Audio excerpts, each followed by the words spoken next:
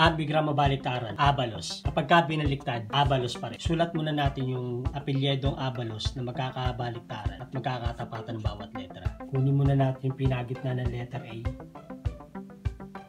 at sunod yung letter L.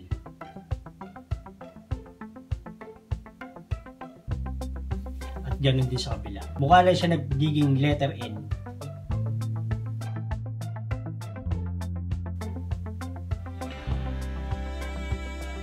Para makuha yung pagkaka-letter A.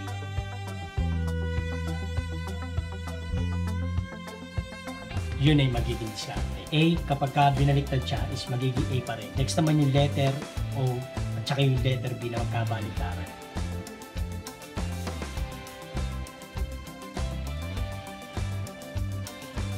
Meron ng A, L, O. Bali, nagsimula tayo sa gitna at dito rin sa kabila, ganun din ang gagawin natin.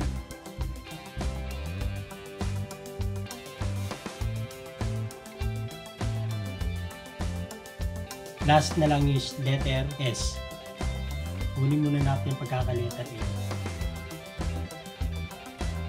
Tsaka natin diretso sa pagiging letter S.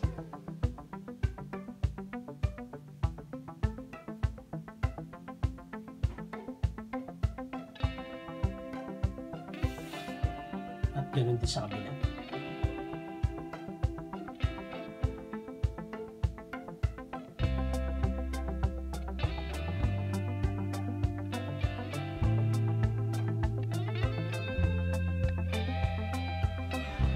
Kanina mukhang hindi pa masyado nakukuha yung pagkakabasa ng Abalos, medyo parang alanganin dahil yung letter A, nagmumukha siyang letter N. Ngayon kung titignan na siya, nagiging klaro na yung pagkaka-letter A niya. Nung nakompleto na, nagkakaroon na siya ng parang ipagbabago sa paningin natin. Malilin, dahil sa naging baliktaran na siya, medyo okay yung pagkakabasa ng Abalos. Pag binaliktad, Abalos pa rin.